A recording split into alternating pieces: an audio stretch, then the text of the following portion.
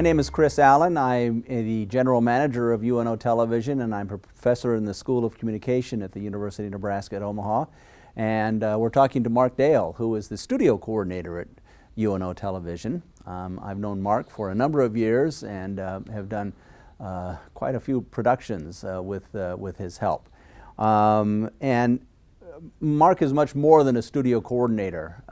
His career has been quite remarkable, actually, going back 30 years or more. Yeah, if you include student time here, I started here in '83. So tell me how you got started. What attracted you to television? How did you get started in TV? Do you want the long story or the short story? We got lots of time. Well, you might as well give us the long story. The long story. I had moved back to Omaha. Omaha is home. Mm-hmm. And was unemployed and had always enjoyed still photography work. And a friend said, Channel 6 is hiring photographers. So I thought I had a good insight because we had a family friend that worked down there for years. And went and said something to him, and the only thing he said was, do you have any experience? And all I could say was no. And do you have a degree in this? And all I could say was no. And he says, well, when you get one or the other, come back and see me. So I was going to school here and took the Broadcasting Television Production Bachelor's of Science degree and graduated and never looked back to Channel 6. Well, where did you go? I stayed in Omaha for a little bit and was helping out Clarkson Hospital at the time. They had an audio-video department down there, and someone was on maternity leave, and they needed someone to fill in. So I was there for a while. And then my foot got in the door from being associated with UNO and Nebraska Public Television. They needed help doing a production down at the Orpheum. And that's how I got my foot in the door with Nebraska Public Television. And then I went there in about '87 and stayed there till '99 and came back to UNO in '99. So '87 tells me that by then you were using video, you were using electronic cameras and not film by then. I don't know if the word would be blessed, but I never had to do any film work. Everything I started with was on videotape. I can remember the first cameras here at UNO as a student were Ikegamis that went out in the field.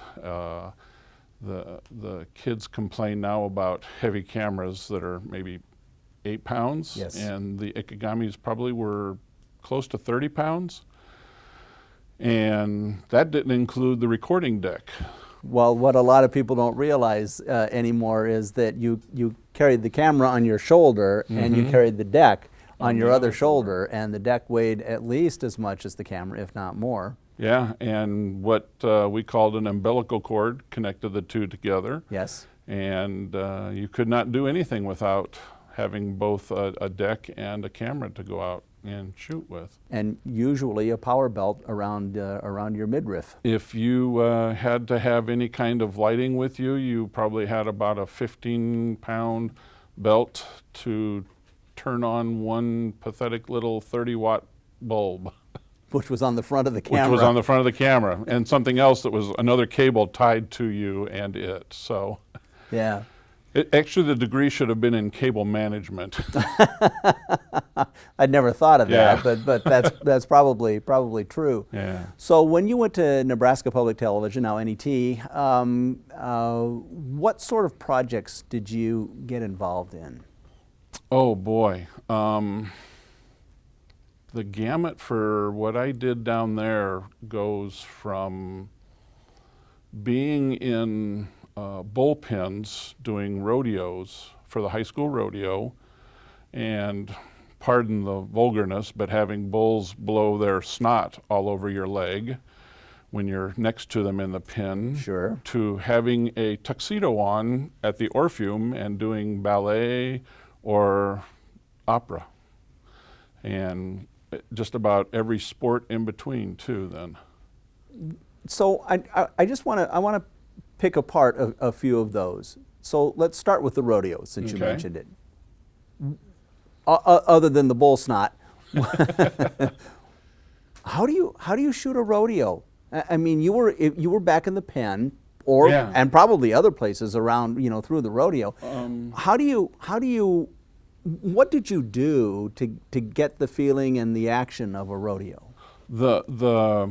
It was done with the remote truck, so it was a full-blown production. There were 5 cameras total, and of course you always have your wide shot, and then you have your shots that are down along the ends of the arenas to catch the horse riding back and forth for the barrels and the poles and whatnot.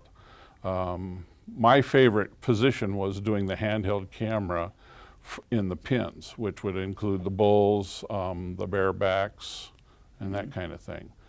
To get the flavor of the rodeo, it was mostly sound. Is that right? For the video, yeah, because I mean, you see the pictures, but you have to have the sound to get the feeling of it, really. So, what sort of, I'm not sure how to ask this, I'll just ask it the way it's occurring to me. What sort of relationship did you have to have with the handlers in the pen and the riders? Did they notice you? oh, yes. In reference to the bull that earlier blew his nose on me, that was high school rodeo. So those kids were just juniors and seniors in high school doing what they love to do out in western Nebraska. They really didn't have a whole lot to say. They were just kids, and the adults were around, so they just kind of ignored adults the way they usually do. You would become friends with the parents and the people that were handling. Mostly the gentleman that brought the stock. He is the one that knows the animals better than anybody. So, and they always bring in outside stock. A lot of it came from Wyoming. And you get to know him, and he can kind of tell you which ones you can get close to and which ones you don't want to get close to. So that's the main thing there. You do have to be careful because if it's barebacks, the horses do rear up and their hooves will come up and out at you. So you don't want to get too close. I was just going to ask if you had some near misses or some actual connections with a few of the animals. Luckily enough, I stayed safe. There were no incidences with getting hurt. Actually, I don't know anybody that got hurt that was on the television crew. That's good and Yeah. sometimes unusual. Yeah. In that situation. It's dangerous. There's no doubt about that. So you covered rodeo, and then you said a number of other sports, I assume, including football. Yes, I can honestly say that I've been thrown off of Memorial Stadium field by Tom Osborne himself. Wow, what an honor! I would expect to see a little badge. Yeah, I should have a pin or something for that. No, I guess I was. I thought I was in an okay place, but he asked me to leave. So Nebraska football has definitely been a highlight of some of the stuff I've done. I've also been involved with the College World Series with ESPN. I was gonna get to that because of the sports connection. I want to go back real quickly to the rodeo. Was that live? Were you showing that live, or was that being taped for later? It actually was taped like it was live, but it was played back. Right. Most of the time, the announcers would announce it back at the studio.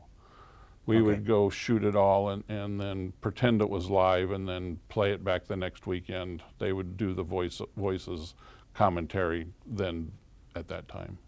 So I know that you were involved for many years with ESPN on the College World Series. Did that gig come out of your NET work? A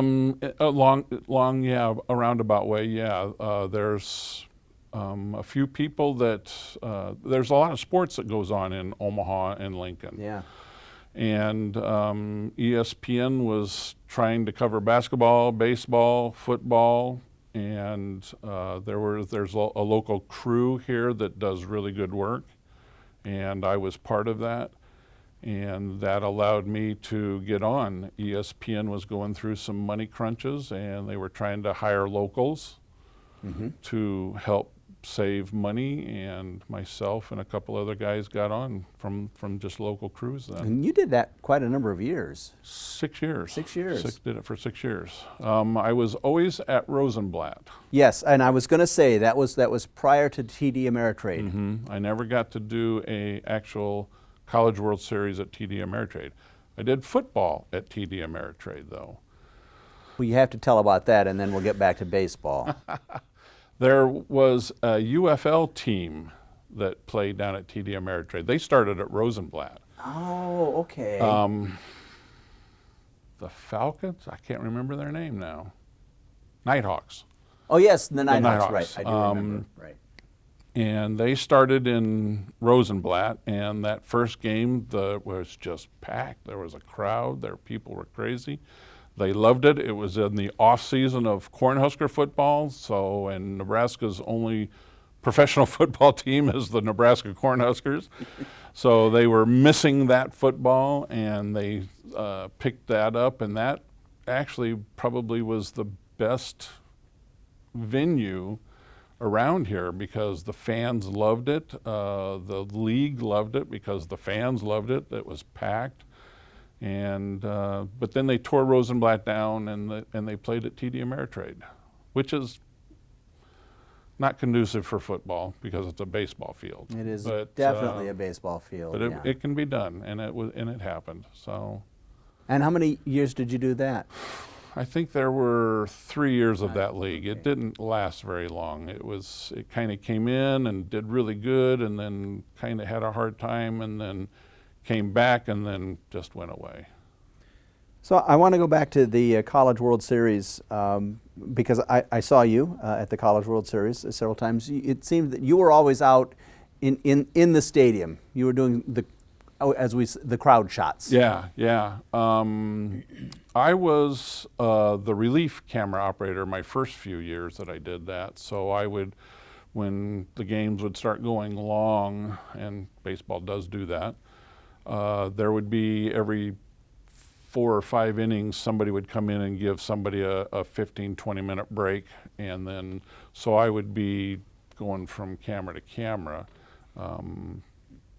That's how come I was in the crowds. And actually, all the cameras are doing crowd shots, and all the cameras are doing game shots. It's very specific and very, if you are running this camera, you have this job, and this job to do.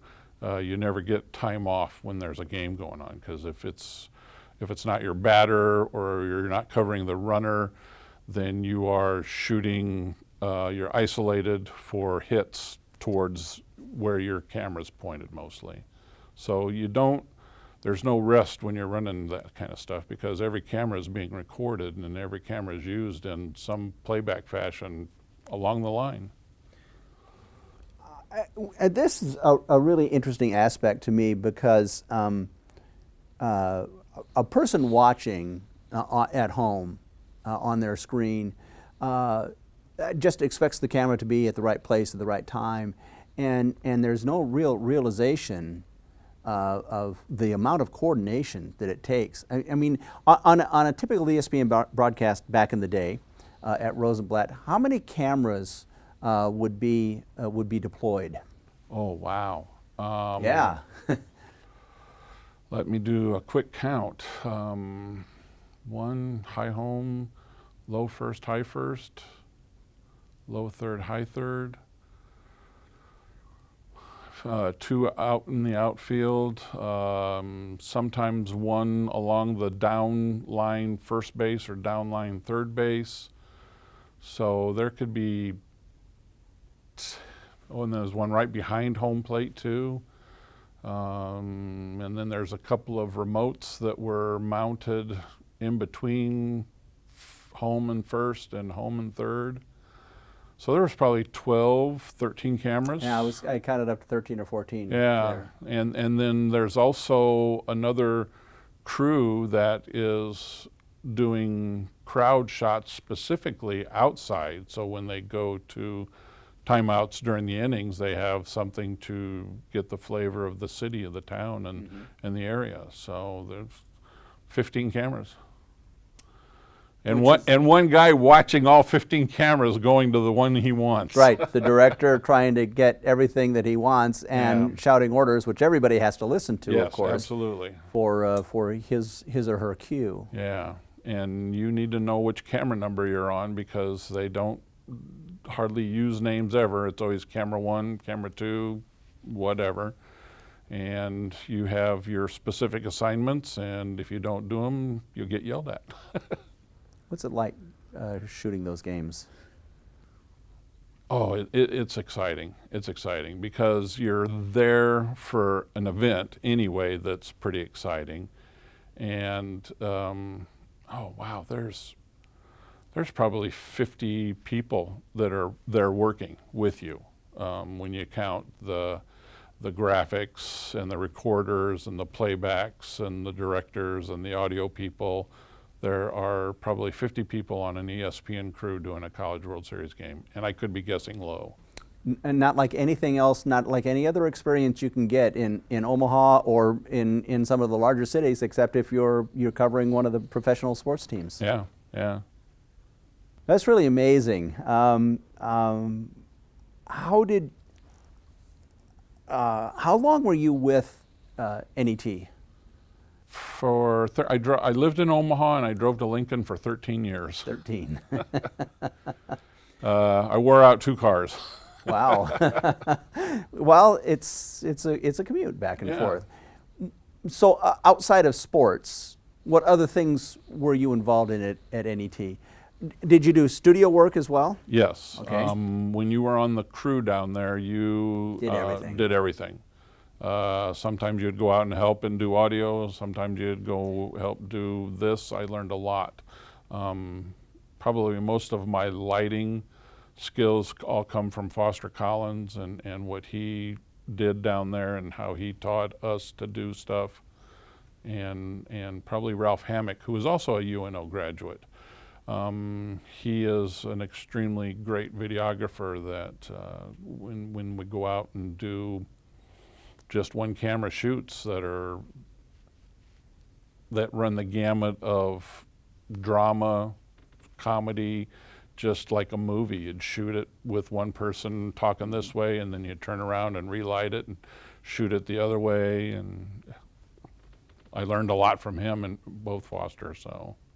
And the lighting is that important? Yes. Cameras have come an incredibly long ways since I first started. If you weren't pouring a lot of light on a subject matter back then, it was really hard to get an image because they just didn't have the optics that they have now and the imagery that they can use. So now cameras get by with a few watts of light on them now compared to thousands of watts of light. And if you didn't light something, no matter how wide open you had your iris, it was still dark. So tell me about some of the programs you worked on, and not in the studio, but out in the field. I imagine the most fun is out in the field, and some of the most misery because of the conditions that Nebraska can conjure up. A couple of the neat ones that I worked on that I enjoyed a lot. Myself and another colleague and an audio engineer, so there's usually a 3-person crew that goes out, a producer, director, and then a camera guy and an audio guy. And I had the opportunity to hit about 6 different reservations in the region. Wow. And we were doing how the grant was, how mathematics and science, kind of the early STEM, how that was being used with the other half of the grant on the tribes, on the reservations. The couple things that are memorable that are just, I still go back and say to myself, wow, you saw that. Wind River Reservation in Wyoming. We had to walk quite a ways. There was a back area, and we saw hieroglyphics from thousands of years ago from Native American tribes that would have been in the area up there. And just beautiful areas, beautiful lands, lakes, mountains, just gorgeous. And then you'd be walking along, and then you'd see these big boulders with these hieroglyphics from Indian tribes that left messages on there for themselves, for others. I'm not sure who, but that was amazing. Probably the other one that was a real big jaw dropper was 150 years, almost to the day, we did the Oregon Trail. And I went down to Kansas and started down there. It was all, you saw people that had carved names and dates in rocks. I can remember May 7th, 1849. I can't remember the exact year that was on there. And we started there, and we followed the Oregon Trail. We had a piece of equipment that I had gotten very proficient in and did a good job with, along with another colleague from NET, Jeff Talbot. Him and I would swap off. So I would go from Omaha to Lincoln, and then down to Kansas, and then back to Lincoln, back to Omaha, and we're talking, in the comfort of my car, air conditioning at the time when it was needed, a windshield in front of me. And then a couple weeks later, we went out to Grand Island. And again, within a date of when somebody had carved their name on the rock out there, we followed how they went and shot to almost the same dates that they were there. And I'm thinking to myself, I am driving back and forth from Omaha to Lincoln every day.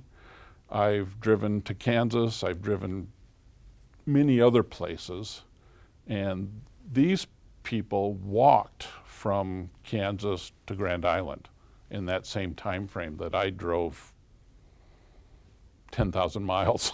Yes, yeah, because it's a couple hours down to Kansas City. And they walked, 500 miles maybe? Maybe, I don't even think it's that far. Yeah, probably closer to 300 or 400, yeah.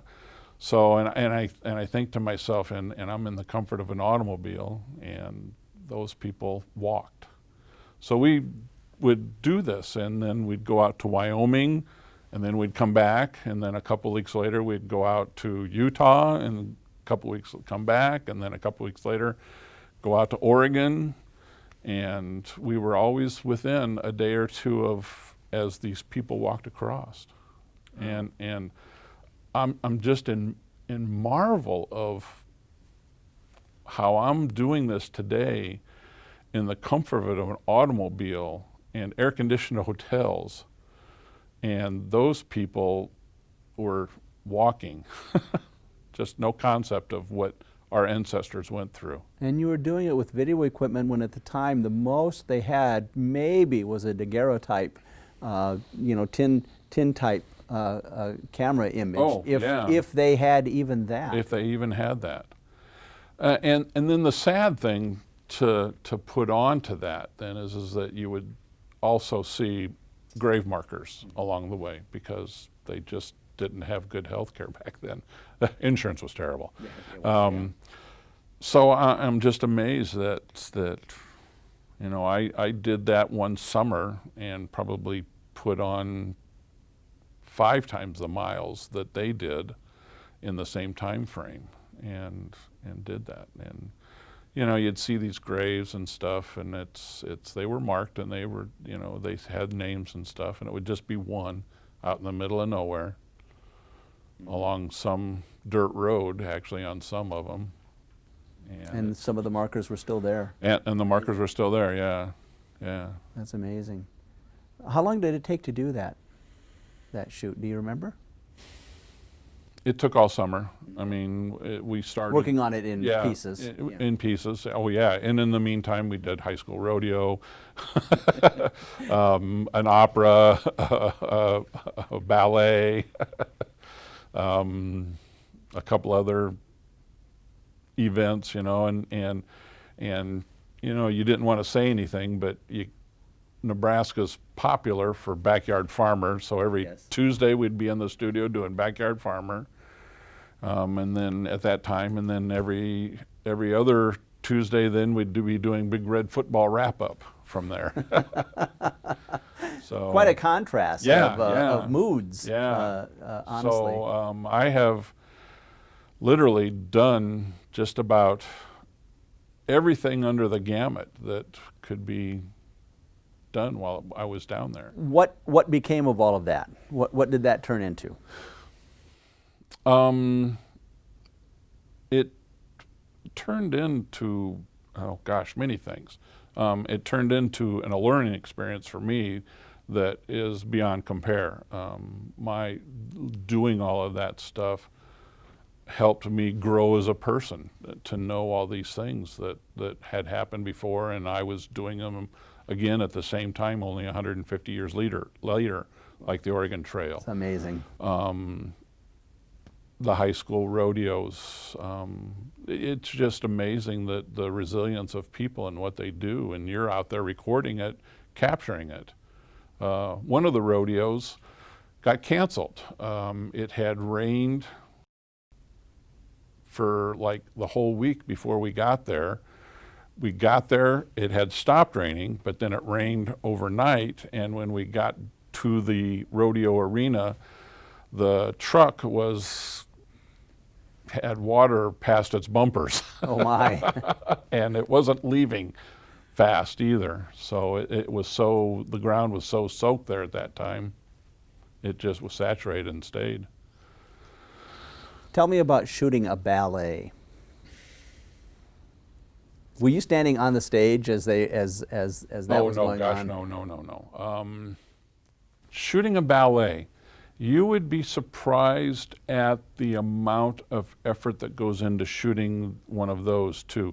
Let me talk about the opera though, because that would be much more difficult, because everybody in opera has lines and stuff, and you need to be on your mark shooting them when they come to deliver their lines. And if they're on cue, you have to be on cue.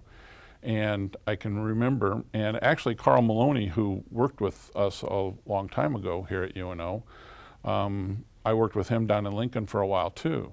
And he was in the unit down there that was doing the opera, and he was in the truck reading lines just about with them, but he would say to the director what the next shot was coming up that we had to take. So you're always, there's 6 cameras doing that, and you're going from camera 1 to camera 2 on a tight shot, camera 4 on a wide shot to show the group. You're going back to camera 3 on the other side of the stage to show that person singing and talking their lines, and then you're shooting the other guy, and then you have to do whatever the action is, you have to follow that. And lighting for the opera is usually dark. And for anybody that runs a camera, when you don't have lots of light, you have a very narrow depth of field. And your focus is extremely critical. So the last thing you want to have in your ear is the director telling you to focus. Because you can already see it in your viewfinder before, at the same time he's seeing it in his monitor, that you're out of focus. And it's tough to do sometimes, but you got to learn to have marks on your handles and stuff. And remember that we're at this part of the opera, they're on that side of the stage, and on this part of the opera, they're on this side of the stage, and you're rolling your focus back and forth before they ever get there. Just things the audience never thinks of.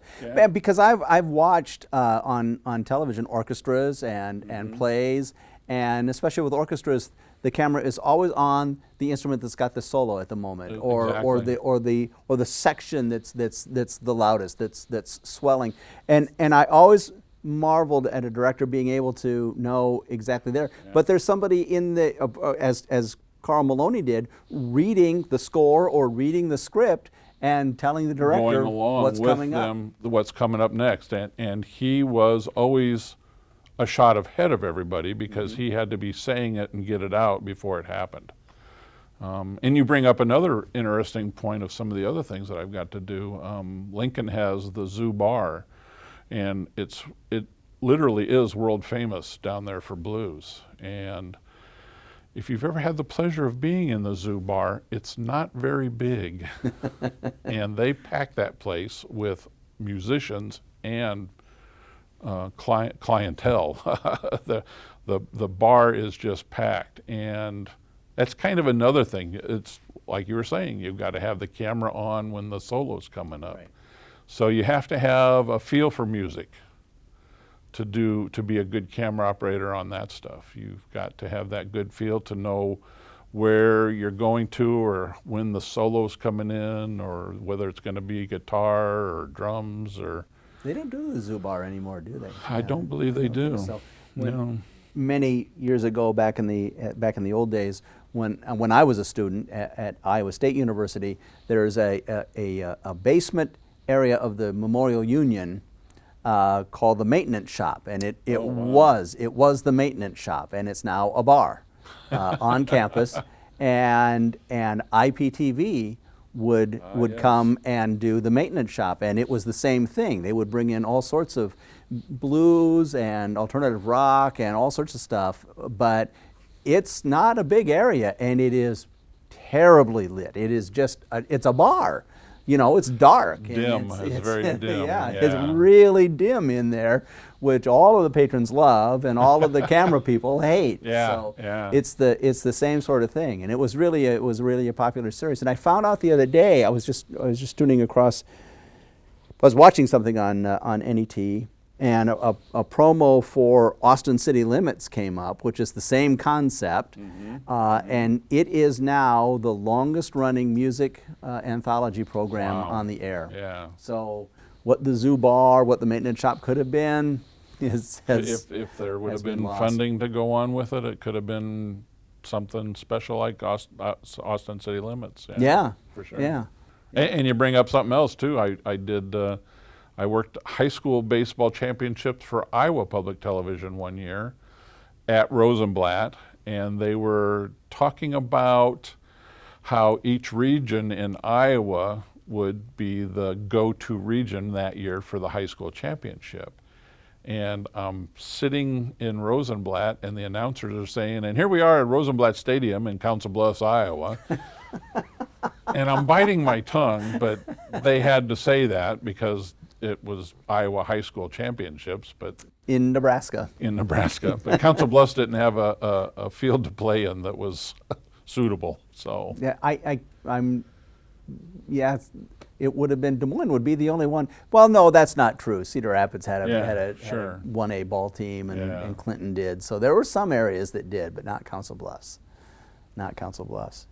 I also had the pleasure of working with Trev Alberts one year too. Did you really? Yeah, on a couple of different occasions. One of them was when he was a football player for Nebraska. Oh, okay. And the other one was when he was an ESPN announcer, and it was kids going to, what was the name of the program? Because I kind of produced and directed that one and put it all together for Nebraska Public Television. That's when you got into that jack of all trades. Right. I got to think about that. That was over 20 years ago. But the concept was following kids from high school going straight to work and not having to do any kind of education past high school. Okay. It was all kind of like your Metro Community College stuff, trades and hands-on stuff while they're in high school, and then just being able to graduate from high school and then go straight into working a trade type job out of high school. and he was our announcer for that. He announced it, so Trev did. I got to work with him on doing that. So.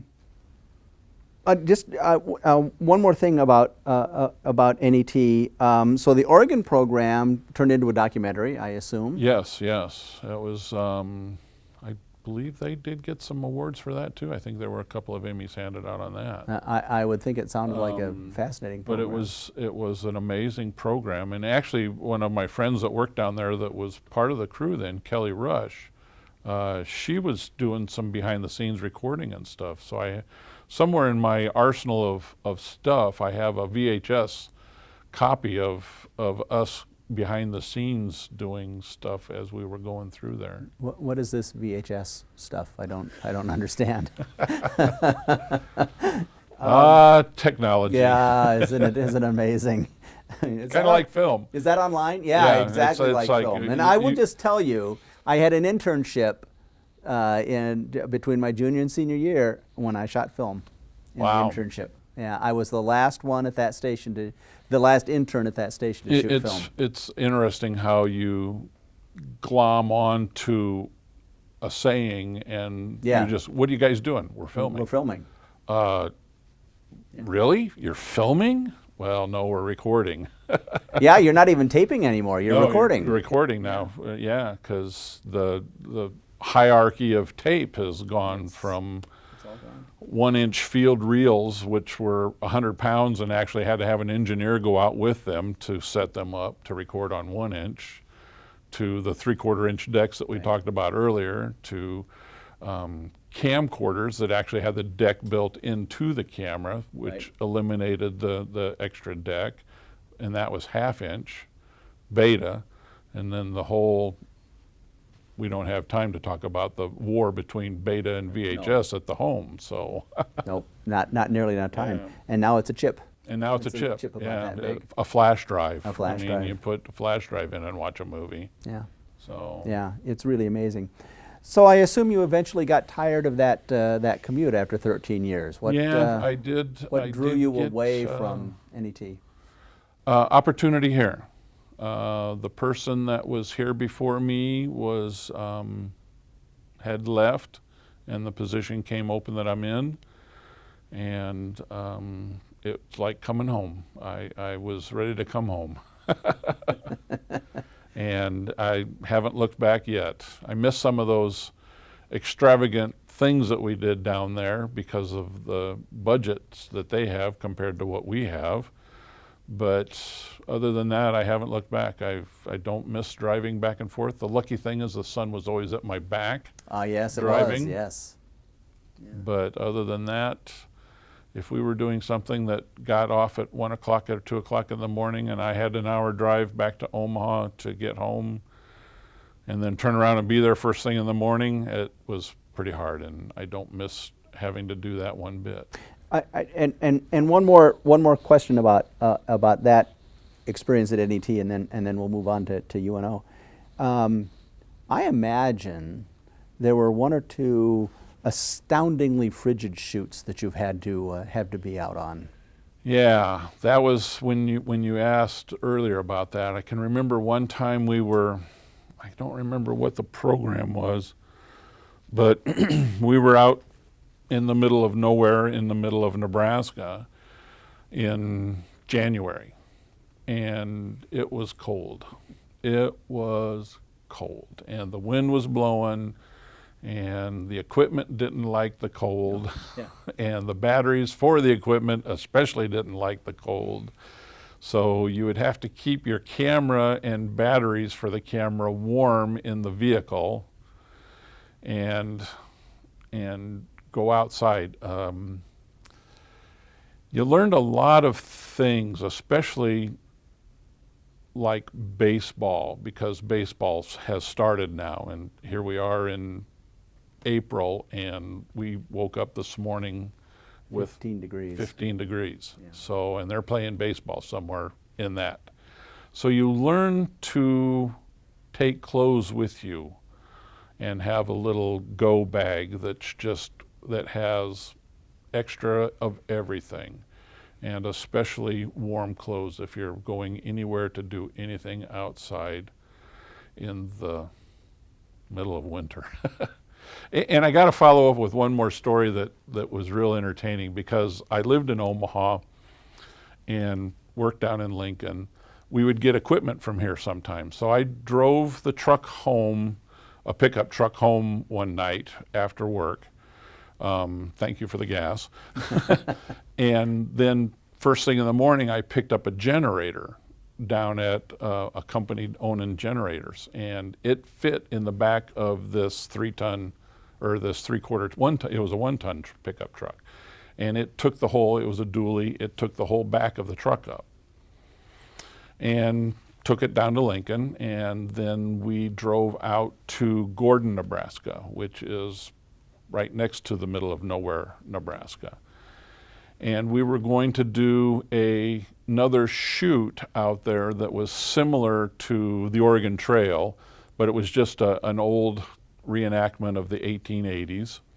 And it was supposed to be a springtime scene, and it snowed. And having no control over the weather, we packed everything up and drove back home and didn't get nothing done.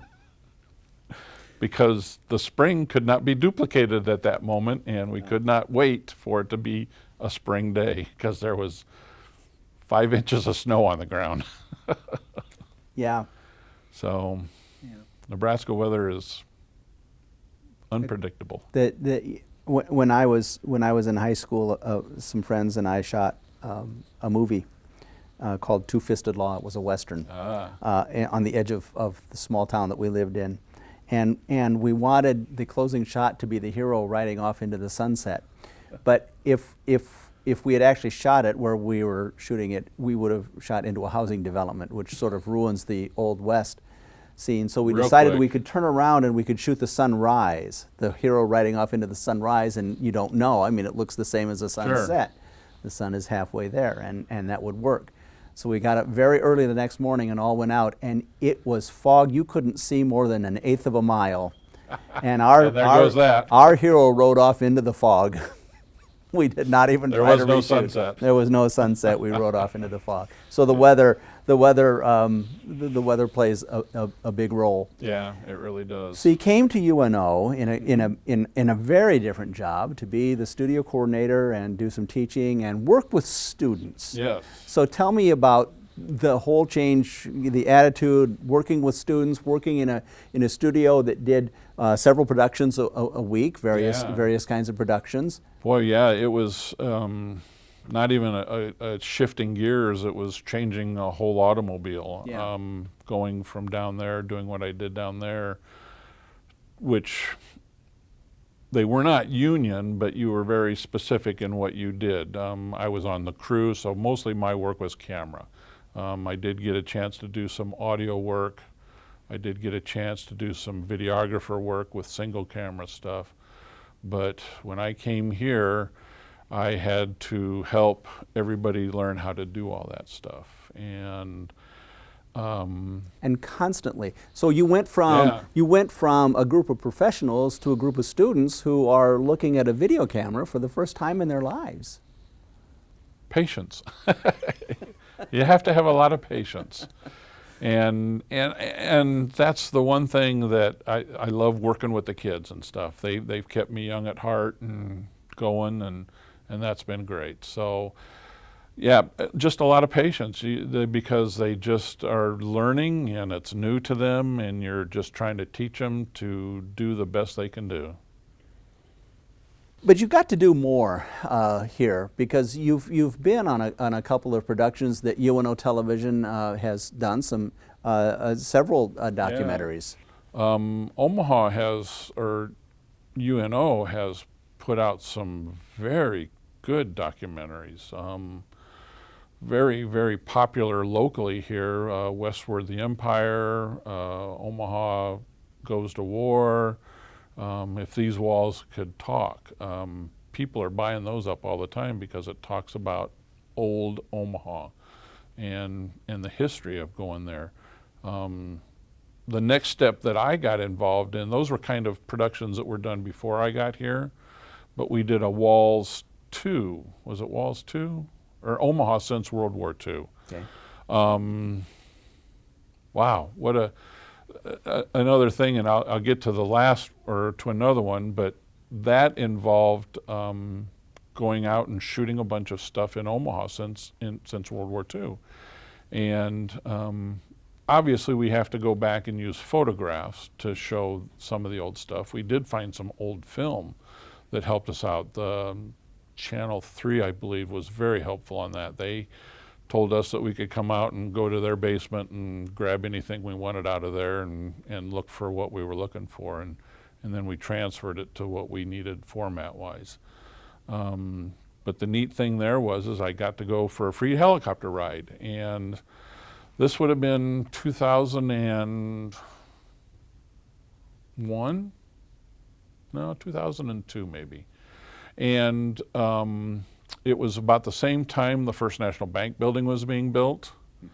And we were going downtown and doing shots of downtown to show how it has changed since 1943,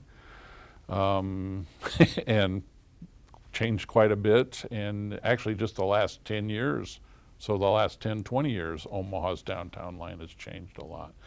And so we're flying in this helicopter and we're skimming along the Missouri River down low at the tree line. And then we would pop up and there's down Omaha. And we would fly right towards the First National Bank building as it's being constructed and then veer off and stuff. And that's just, it's like, that's just wow. It's like being a kid, isn't wow, it? Yeah. There's just no way to describe the feeling you got when you're in a helicopter running. This camera's mounted below the camera or below the helicopter, and you have controls of it, and you have your viewfinder and everything right here in your lap, and you're tilting it and panning it and stuff, and telling the helicopter to go around and do that again or go up the river. And one of the river shots we had, when the river boat casinos were actually by law had to go out every day, we caught one of them floating down the river, and we see this old time riverboat looking on the river. And it was about the same time that the stockyards was no longer the stockyards. And the only thing left standing down there was the South Omaha Bank building, which was the Stockyards building. I believe it was called the Stockyard Exchange. And nothing but dirt around it. And it's just like, wow, from being a kid, seeing all the animals there at one time to seeing nothing there but the building standing by itself there was just amazing. Going on West Dodge Street before the bypass was built on 114th to 132nd or whatever, there was construction on that, and Dodge Street was literally a one-lane highway past that. Yeah. And the graders, the big equipment starting to make West Dodge. Village Point didn't exist. There was nothing past 144th. Yeah, that was pretty much the end. Yeah, I mean, it was truly fields out there. Boys Town was about it. And I can remember being a little kid growing up. Boys Town, that was a day's adventure going out to Boys Town and back, because there just was not an easy way to get there from anywhere in Omaha. And that was actually out of town. Yeah. Oh, way out of town. Way out of town. So yeah, that was the Omaha since World War II. That was just an amazing trip to go through how Omaha's changed doing that. So let me ask about what had to have been the highlight of your career. You won an Emmy for your videography for a documentary called Madagascar. A trip to Madagascar, not just once, but twice. 2 trips. Also helicopter involved in that too. And that, I still get goosebumps when I think of that, because we had to hire a gentleman from the United Kingdom to meet us in Madagascar with equipment that we rented from France that was all shipped to Madagascar. And he was the expert operator for this arm that hung out the side of a camera, or out the side of a helicopter with a camera. And he showed us how to do it, and we went up with him he shot the first. We're all on tape still, so we're only getting 30 minutes at a time before we can change tapes and continue recording. So he shot the first 2 tapes, and then I shot the rest of it. And to this day, the goosebumps I'm referring to and I can see the whole situation in front of me right now, just looking back on it. We're going down a valley, and the whole idea of the documentary we were working on was trying to get the locals to start ecotourism, to bring people in to make money for them instead of what they did at the time was chop down the rainforest and burn it, and then use the burnt wood to make charcoal so that they would have heat, food. They didn't really need heat, but they thought they did. Anything that do it, and then that's how they made their livelihood, was either making this charcoal, or after the rainforest was cut down, a rice field, because then that's how they would eat. The unfortunate thing for that is that the rice fields would usually deplete the nutrients out of the thing right away, and so your rice field was good for maybe 2 years, 3 years, and then they'd have to go chop down another part of the rainforest. But the shot that comes to mind, we're going down this valley, and literally I could probably reach down and touch the tops of the trees as we're going by. I'm sitting, hanging out. I'm strapped in. I have a thin seat belt holding me in. My feet are on the runner of the helicopter. It's an old Army surplus helicopter that the guy that we had Gary could tell us better, a colonel or something was our pilot for that. And we had him crab, so he's flying the helicopter sideways because we were shooting out of the side, and we wanted to have it like we were going forward. We had him crab the helicopter and go down this valley. And in this shot, we have rainforest, and then all of a sudden we have rice fields, and then in the distance, as we're coming up on it, we have burning. They were burning down the rainforest right there. So that one shot told our whole documentary right there on everything that we were trying to get them to stop to doing. And it was just one of those things like, you're hanging out the side of a helicopter right now. Do you know what you're doing? No, but that doesn't matter. I'm having the time of my life. There's nothing beats this. This is the coolest thing ever. And just that one shot is just burned in my mind forever. So the byproduct of all of that is that we ended up with a hour-long documentary about Madagascar conservation versus survival, and teaching the locals how to use the ecotourism to make money. How do you plan a shoot for a documentary like that? How do you, because I mean, I've heard some of the stories about getting the lemurs and getting the pictures of the lemurs in the trees, or jumping, or things like that. Is that a combination of planning and luck? Do you make your own luck? Do you fall into your own luck? How do you? Yes, to all above. It was really funny because Ed Lewis, who was the gentleman from the Omaha Henry Dorley Zoo that was who we were following around at the time, he is a brilliant guy. And even to this day, you think back, it's like, wow, we're in 2007 when we did this, and they're finding new species of animals on the planet, and it's like, what? I mean, this is unheard of. We're 2007 and you're finding new animals? But Madagascar is such a unique island that it has no, the lemurs that were there, they had no natural predators really. Everybody that was there lived happy and didn't try to kill each other or eat each other, as the case may be, for the animal world.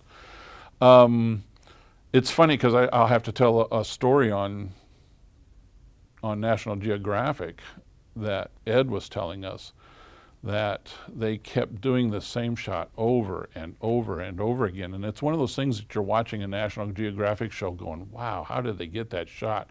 Just that perfect timing.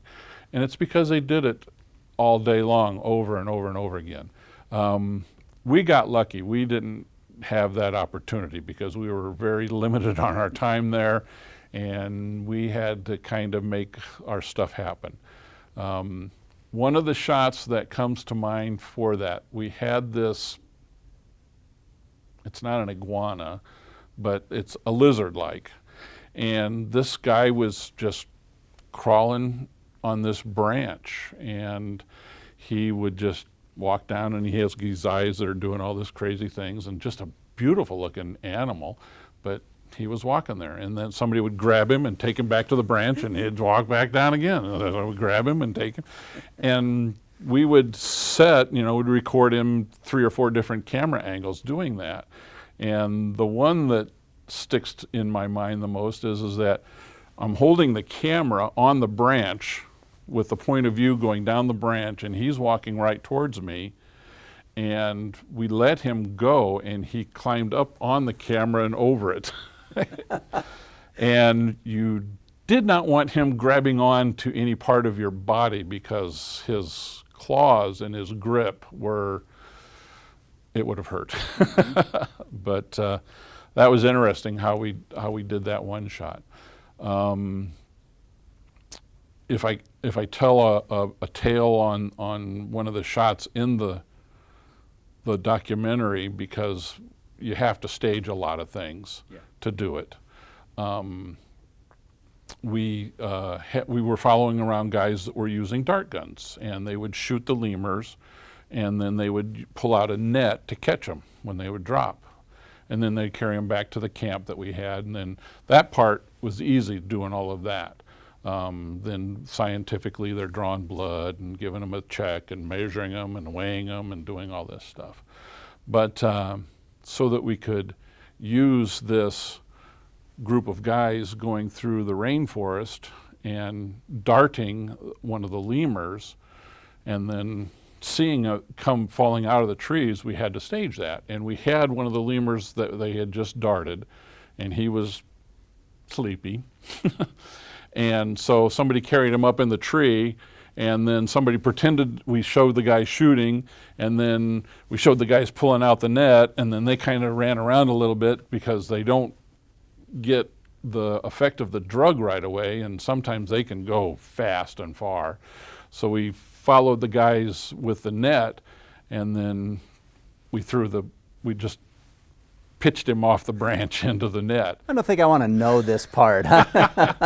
And if you're watching real carefully, you can see my foot in the crux of the tree up in the...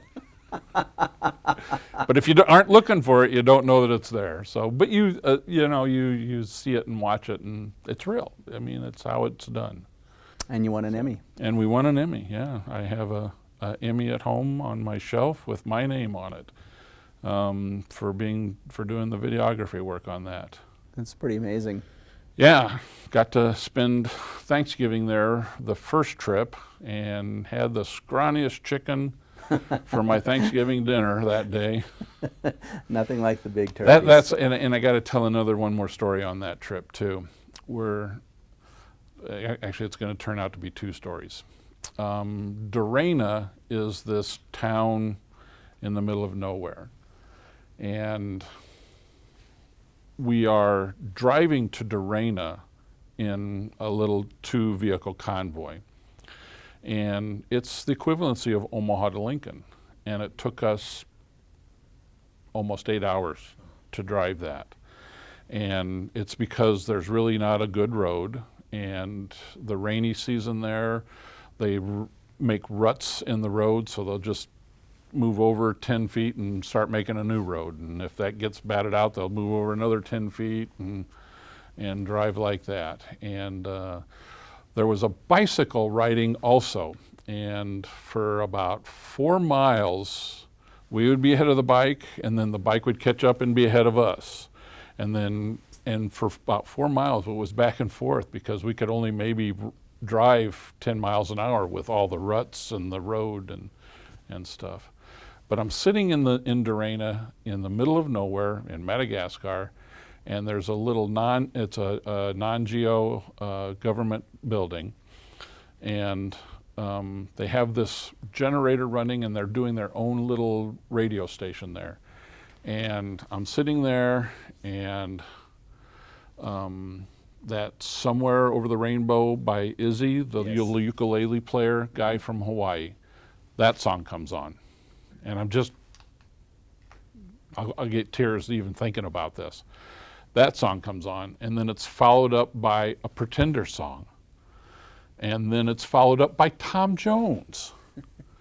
And those 3 songs to this day are just give me goosebumps when I think of them, because I'm sitting there in the middle of nowhere literally on the other side of the world, and I'm listening to American music.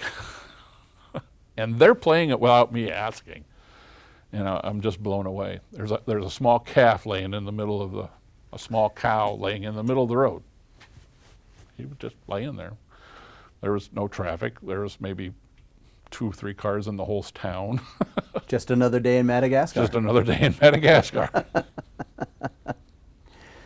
Well, Mark, what a career! I mean, really, to start from Omaha and see some parts of the world and participate in so many events. So many things, yeah. It's And been have a such blessed experience. life. So I could complain, but I shouldn't, because the things I've got to see and do are just unbelievable. They really are. Thanks for spending some time with us. Thank you for having me on.